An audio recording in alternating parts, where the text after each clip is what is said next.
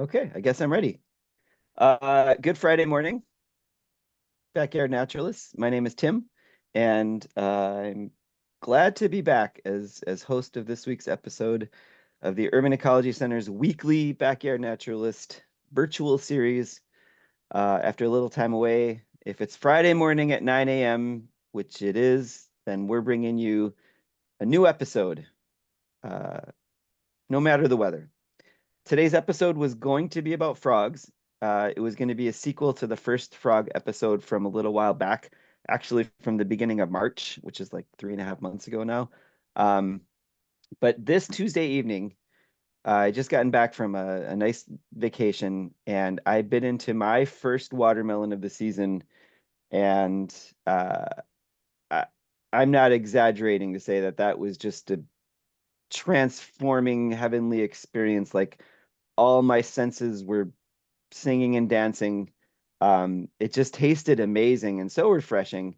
And so that moment caused me to do a quick audible and decided to switch the theme of today's episode from frogs to watermelons. Um, I know they're both green, they're both on the ground, they're both roundish. Both have lots of fun stories to tell. So I'm excited to get into the natural history of the watermelon. So sit back, relax, go on this learning adventure with us for episode 42 of season 5 of The Backyard Naturalist, The Shape of Watermelon. As always, with a nod to PBS, a big thanks to the viewers that are here live with us on Friday morning and those that are watching this later on YouTube. We're glad you're here. We are nearing the end of season 5, and we are just super grateful for our wonderful community of subscribers. Thank you, thank you, thank you. We are humbled by your support. We will soon be shifting to a new season, and we hope you will continue that journey with us. And if you can, we hope you can renew your subscription if you want to. That allows us to continue to support this community, and you'll be hearing more from that soon, as we'll probably go on our kind of version of the PBS pledge drive. But if you want to give us a test run or just want to, you know, pay in installments, you can subscribe for a seasonal subscription. And you can also just register weekly for free. But again, if you can, we encourage you to join this wonderful community of subscribers. And we are glad you are here with us right now, wherever and whenever it is. And registration is open for the 6-week summer course called Stepping into Ecology. This is a college level course that will be primarily taught by Amanda and myself with some support, some supporting cast. Join us, please, to discover a variety of terrestrial and aquatic urban habitats. We'll observe patterns. We'll learn about natural history. We'll discuss ecological and evolutionary questions. We're super excited to bring you this course this summer. It's kind of like Backyard Naturalist, the college course, but no grades, uh, very, very, very little classroom time. Virtually the entire class will be lab time outside, and Backyard Naturalist subscribers get a discount off the course fee. So if you have any questions, please contact anyone on the UEC's research team. We are now officially the Urban Ecology Center's research team, where our department name has changed from the research and community science to research in general, because research includes community science and includes other kind of subsets of science and research. If you are bummed that this episode is not on frogs like it was originally going to be, you only need to be bummed for a little bit longer, because next week, Dr. Jessica Hua, who is an associate professor of forest and wildlife ecology at the University of Wisconsin-Madison, will be joining us. Dr. Hua will be giving a talk entitled Pollutants, Parasites, and You, how does urbanization influence frogs and what we can do about it? So just super excited to host Dr. Hua next week. Great topic, and I've seen some of their talks on YouTube, and just a really fun and engaging and speaker. I will also give a quick report on the Boeing Starliner mission. I've been reporting on it for several months now because there's just been a poor Boeing, a lot of delays. Boeing was looking to provide an alternate shuttle to the International Space Station. You know, our space shuttle program was shut down a long time ago, and the US government was hoping to get some private companies that could bring people and things back and forth. So it was really between Elon Musk's SpaceX and Boeing. And the thought was Boeing had a big leg up and Boeing would get there first, but SpaceX was much more successful. And it's been a while, and Boeing finally got their first aircraft off the ground with 4 astronauts. Um, After quite a bit of delays, got him to the space station. The idea was two of the astronauts would stay, two of them would come home, and now it's experiencing a bunch of delays in getting those two back to Earth. So they were expecting to stay about a week. En route, there were some problems, including helium leaks and thrusters that stopped working. Um, so it looks like they're going to be up there for at least 3 weeks. And if the delay lasts any longer, Boeing is going to kind of have to put their tails between their legs and call up SpaceX and say, "Hey, can you come get us?" Which probably wouldn't be too much fun for them. But we'll see what happens. Hopefully, all of the humans make it safely back to Earth. Um, and there's another billionaire, Jared Isaacman, who's part of this space, really probably fun for them. They're going to launch a private mission aboard SpaceX, and there's a mission called Polaris Dawn, and they're going to try to be the first private astronaut group to attempt a spacewalk. Uh, um, and that mission is coming up soon. Yesterday at 3:50 p.m., I always like to set my alarm for the solstices and the equinoxes. So at 3:50 p.m., I did a little head nod to the Earth, which is at its fullest tilt toward the sun at 3:50, which marked the summer solstice. Happy solstice to everybody here. This is the official start of the astronomical summer season. Enjoy all this extra daylight. It's only downhill from here. Um, and as we move toward the featured species, I do want to give a credit to a couple of my sources of information for this episode, including How Stuff Works, Stuff You Should Know, as well as a really fun podcast called Gastropod. And then I just do want to give another shout out to the Bird Joy podcast, which is they don't have an episode on watermelons yet. It's all about birds, but please listen to them. It's just such a fun. If you have a chance, episode 2 of this their hopefully first season is really fun. And it's returned a lot of my joy into my birding. The two hosts, one of them is local Dexter Patterson from the BIPOC Birding Club of Wisconsin. Has teamed up with Jason Hall from the In Color Birding Group in Philadelphia. And they're just really delightful hosts to listen to. Okay. So there it is. The watermelon in all their beauty. It is from a natural history standpoint, it's a vine. It's a flowering plant. It's a dicot. It belongs to the Cucurbitaceae family. Cucurbitaceae, if it sounds like cucumber, it's because it is. It's in fact the cucumber. Even when you consider all the other melons, the cucumber is one of the most closely related plants to the watermelon. So, think about that next time you're holding up a cucumber. It's very closely related to the watermelon, and there's a lot of similarities between the two. Um, an episode from a few years back called As Gourd as It Gets. We really look into the pumpkin, and um, and so there's a lot of the kind of natural history of the watermelon is very similar to the natural history of the pumpkin. Again, pretty closely related. You can find that episode and almost all of the previous episodes on the UEC's YouTube page if you ever miss any or want to go back. But in that episode, we really went into the detail about where this group of plants is kind of related to the other life forms, but particularly pumpkins and watermelons. Botanically speaking, are berries. They have a hard outer exocarp, a fleshy mesocarp. Let me go to this slide. Oh, here. So yeah, this is as good as it gets. That episode So the berries, everything here you see is a berry. So they have that, again, that hard outer exocarp, a fleshy mesocarp, and then the rind and the inner endocarp that's soft and includes the seeds. Um, so I really think about that like the green pepper, which I don't really consider, I mean, it is botanically a fruit, but if you think about the green pepper and then look at a pumpkin or something like that, they're very similar with the stalk, that kind of hard outer shell, that middle part that would become the pumpkin pie, and then the inner part that you'd scrape out. So all of these are technically berries from a botanical point of view. And what you don't see here are the things that we call berries, like strawberries and raspberries. Cherries aren't berries. So culturally, they are berries. But botanically speaking, they're not berries.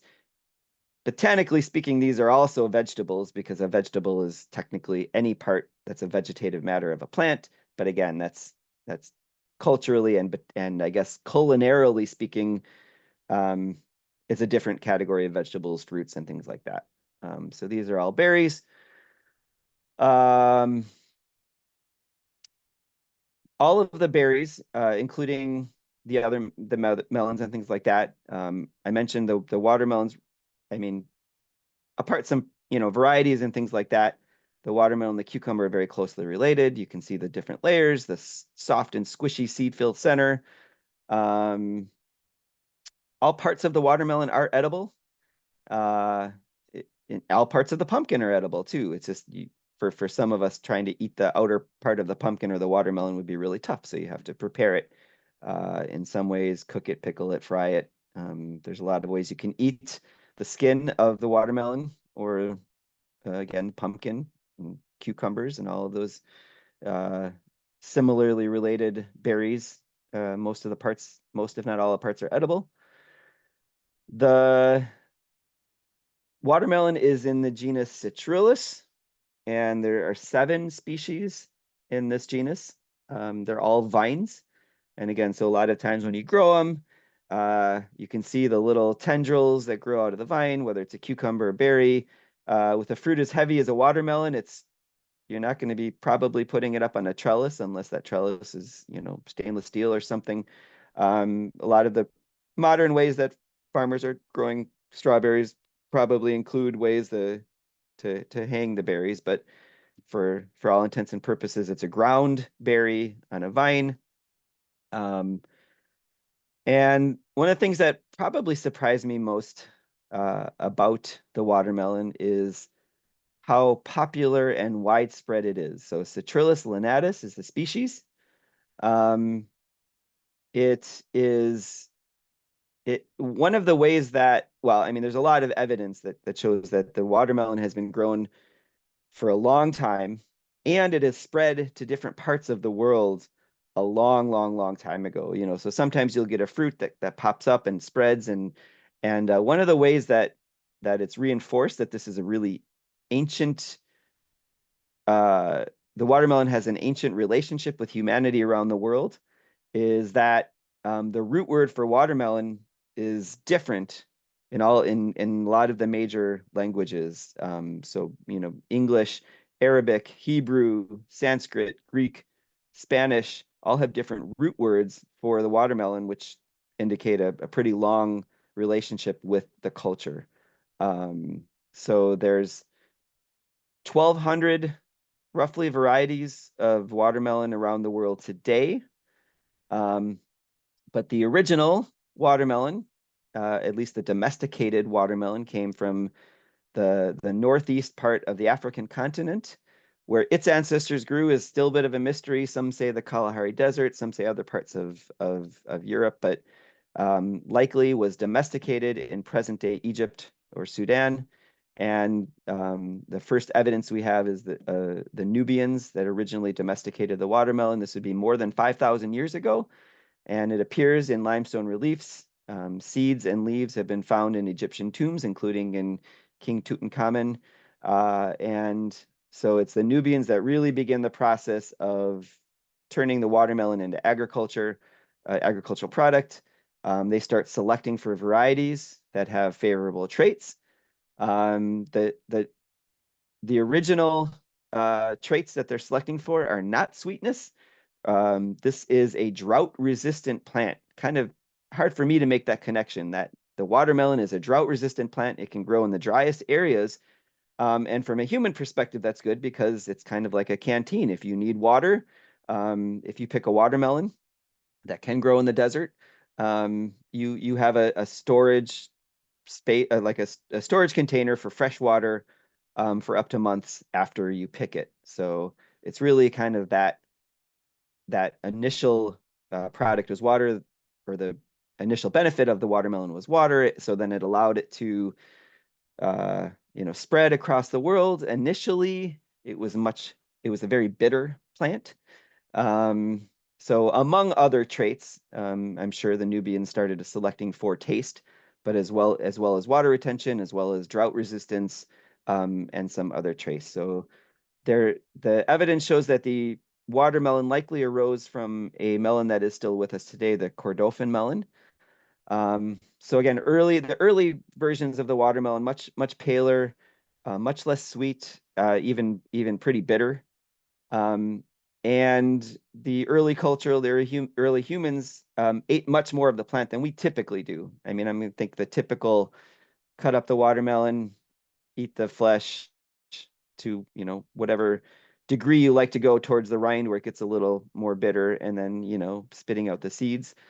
Um, the original cultures likely ate all parts of the plant, including the seeds, which makes a ton of sense because if you think about like pumpkins and squash, we like to prepare and eat those seeds, and so the earlier cultures like the Nubians probably um, did several things. They roasted the seeds, which I did a quick Google search. There's a lot of roasting watermelon seeds techniques out there, which I'm excited to try. Um, they also mashed the seeds up to use as a thickening agent for soups and stews. Again, a source of clean water.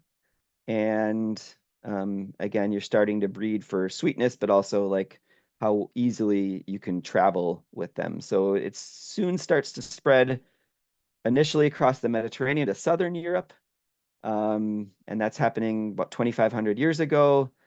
It really doesn't make its way into Western or Northern Europe until quite a bit later. It moves east to India in the 800s, China in the 900s of the Common Era.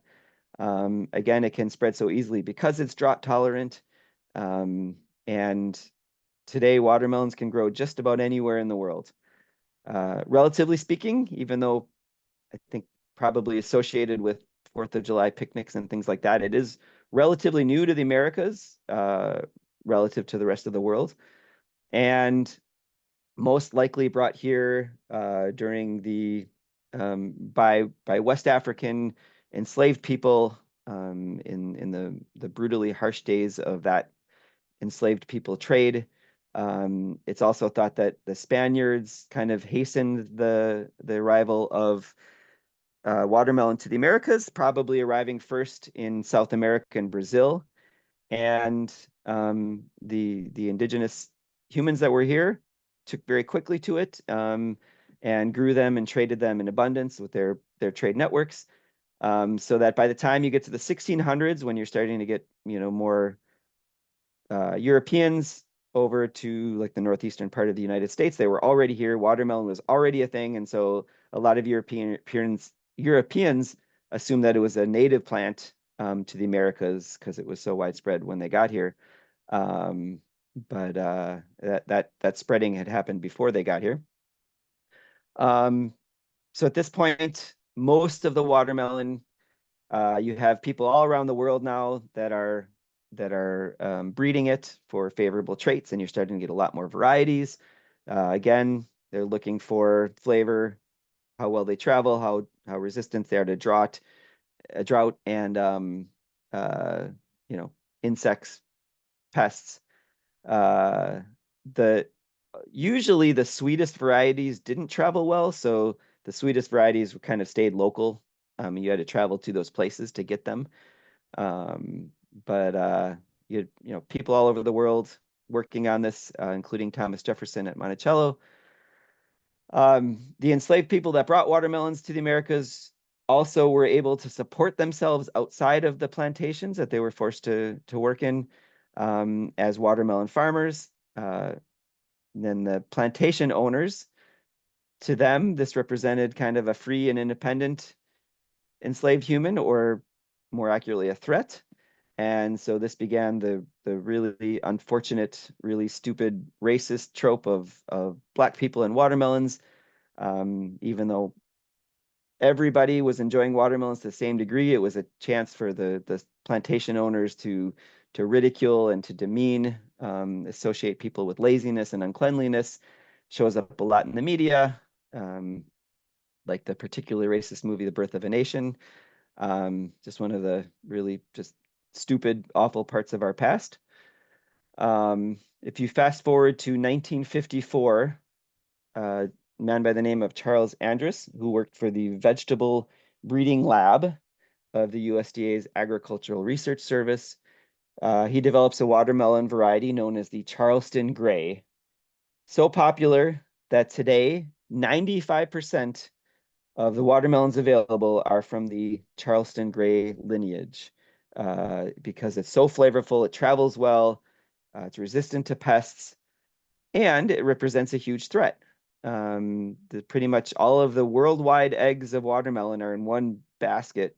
So if you have a pest to come around that had resistance to treatments, we could easily lose almost all of the world's watermelon crop in pretty short order. So a lot of places around the world are also researching, how to lower the risk. Particularly, one particular successful method that came out of Europe was crossbreeding watermelon with wild squash roots, kind of grafting them onto the roots of squash as a one way to kind of create a sturdier or hardier, more disease-resistant watermelon. For a long time, farmers around the world relied on methyl bromide as a pesticide and a fungicide, but it soon became known that ethyl bromide burns holes in the ozone layer, so it was banned from Europe right away, and then eventually other parts of the world. So you have a lot of work, and this is the variety that I and probably most of you grew up with. You get a slice of watermelon in the backyard, take a big bite, let the juice run down your chin, and then you had the ritual of, at least I had the ritual, and I think a lot of folks did, of spitting those watermelon seeds as far as you could. Competitions. I know Stephen, this was one of the early intern competitions was a watermelon seed spitting competition. I don't know if that is continuing, but it should. That's one of the best parts of eating the watermelon after all the deliciousness, is seeing how far you could spit a seed. And sadly, this is becoming a thing of the past because of a process that was set in motion in 1939. You had a Japanese geneticist, Hitoshi Kihara, who developed a method to produce a seedless variety of watermelon. It was 1939. It didn't become commercially available for another decade. But even then, it was very hard to find because it was and is to this day a very involved process. It's a manual process, even for modern day farmers. There's no automated, commodified process to produce seedless watermelon. It still takes a lot of work. Essentially, a farmer uses a chemical called colchicine to convert a regular or the standard diploid watermelon, diploid meaning it has 2 copies of each chromosome. The colchicine turns the diploid plant into a tetraploid plant. So then the tetraploid plant has 4 copies of each chromosome. And then the farmer has to cross the diploid plant with the tetraploid plant to get a triploid plant, which has 3 copies of each chromosome. This makes the plant that grows sterile. It can't produce viable seeds. And so you have a seedless watermelon that is either completely seedless or you just have those the small soft white seeds that are easy to swallow but aren't viable. Those small white seeds are seeds that didn't complete to the viable form. But that's the end of the line. Once you have the seedless watermelon, that's it. You can't use that to produce another seedless watermelon because they can't reproduce. So you always have to start over. And any farmer that's producing seedless watermelon has to have a stock of diploid and a stock of tetraploids. Um, and you can produce seeds for others to grow seedless watermelon, but then the seedless watermelon's a dead end. So this was a lot of work. And for a long time after the process was developed, no farmer really wanted to touch it. But eventually, Ori Eichste really perfected the process in 1954 and made it about as smooth as possible. But even then, it still didn't take until much later. Ori's company, which was the American Seedless Watermelon Corporation, had to partner with an agricultural titan, Sunworld International, that had all of the backing, all of the money to. It was a huge agribusiness company that finally made it worthwhile for seedless watermelons to hit the mainstream market. But again, if you think about it, this up until that point, it was so complicated that it took 50 years to make it a commercially viable product. And now the seedless watermelon dominates the watermelon market to the tune of 90% of the world's watermelon production now being seedless. So 95% of the world's watermelon are one variety, and 90% of those are seedless. It's still a laborious process. You still have to do all that. But now we're raising generations of watermelon eaters that are expecting this. And unfortunately, we're denying the pleasure of spitting seeds, which, in my humble opinion, is a shame. The popularity of watermelons also took the industry in another kind of strange turn when a man by the name of Tomiyuko Ono, who was an artist first, but a horticulturalist, also from Japan, figured out a way to grow watermelons that took on various shapes, simply, and I don't know if this takes the magic out of it, by using different watermelon-shaped containers or different shapes of the containers in which the watermelon grows. So I'd heard of square watermelons. I've never seen them. There's also heart-shaped watermelons and pyramid-shaped watermelons, which are kind of like giant green Hershey's Kisses. But this started out as an art project for his gallery, and then later became an industry. And today you can buy them. They just come at a very hefty price, often upwards of $100 per fruit for something that is not good to eat, apparently. So it's really more of a status symbol and a display and an art form. Um, there's a false rumor that the cubic watermelons were developed because refrigerators in Japan are smaller. That's not true. I mean, it might be true, I have no idea, but that's not why these watermelons were developed. And you shouldn't store watermelons in the fridge anyway. So as an art form, it is pretty cool. It allows for some cool ways to display your watermelons. And at least they have seeds. But gimmicks aside, watermelons are is watermelons plural or watermelon? Anyway, truly a global food. So they are the third most eaten fruit by weight in the world. Um, and Josh and Chuck and stuff you should know point out that the second most eaten fruit in the world is a tomato. But who really considers a tomato a fruit? It is a fruit, technically, but botanically, it's even a berry, but culturally, it's not. So the order of most eaten fruits by weight in the world depends on how you think of it. It either goes banana number one, tomato number two, watermelon number three, or just banana number one, watermelon number two is probably a better way to look at it. The there's more agricultural land dedicated to the production of watermelons globally than any other agricultural product with the exception of livestock. So more land, the most land is dedicated to cows and pigs. But after that, more land globally is dedicated to the production of watermelon than any other food.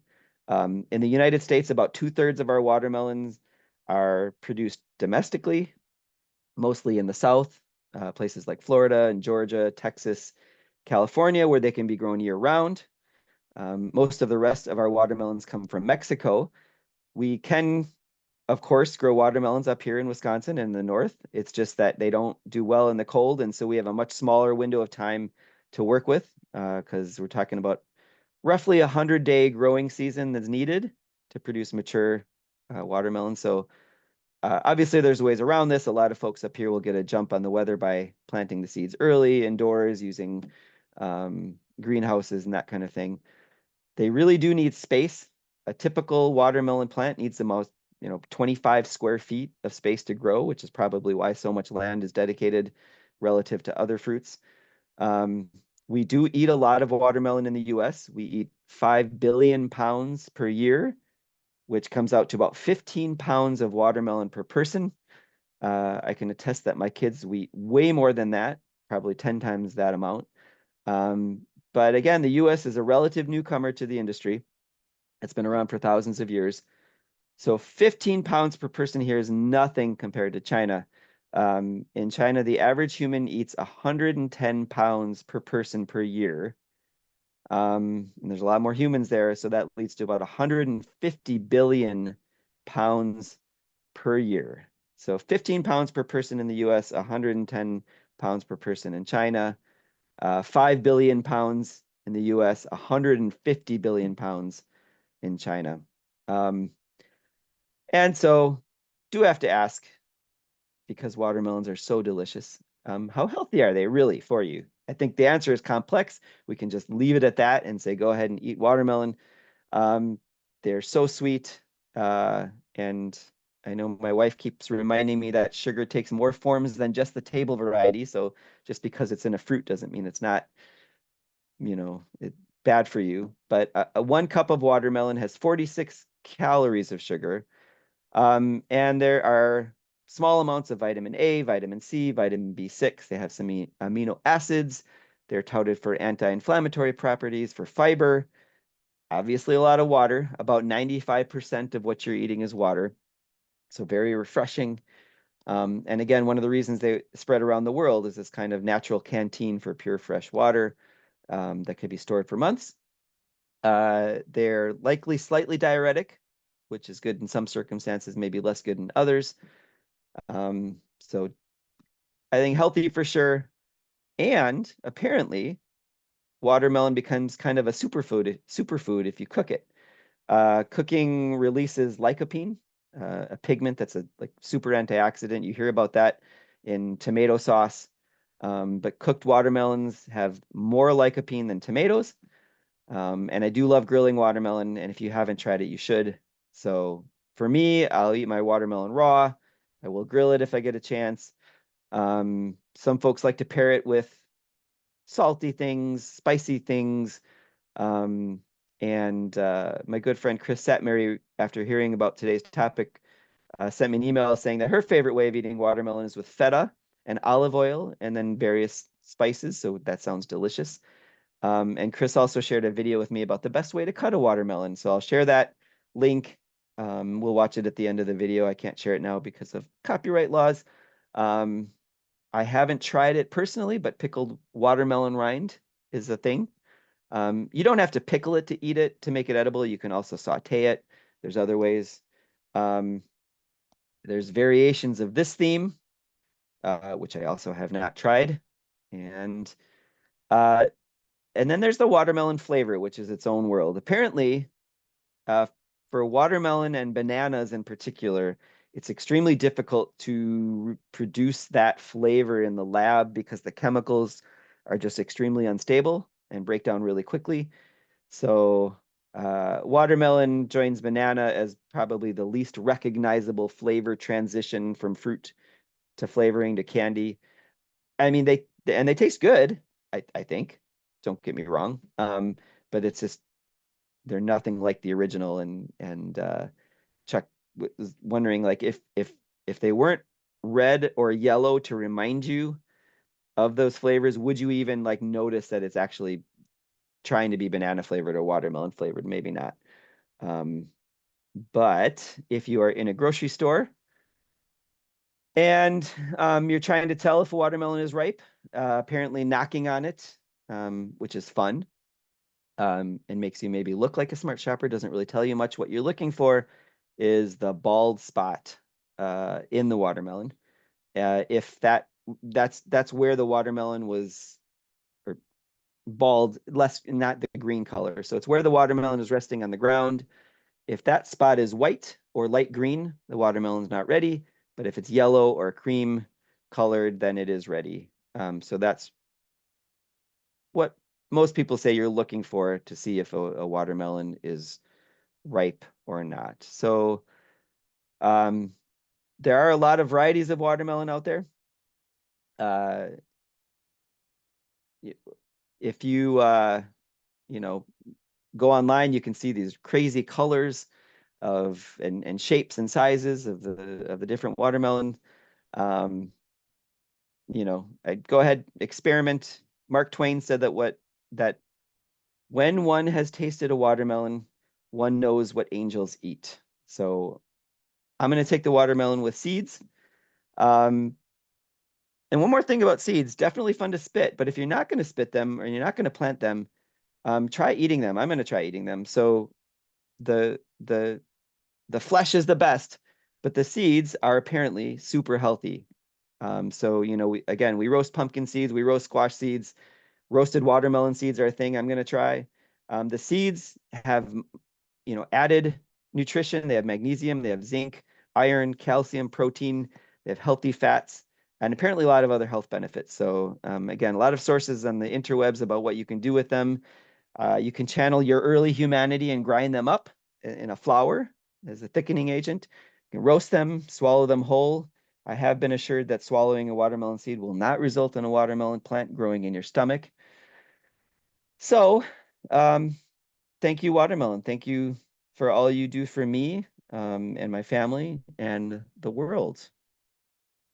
And that brings us to the end of this episode. I will stop sharing my screen.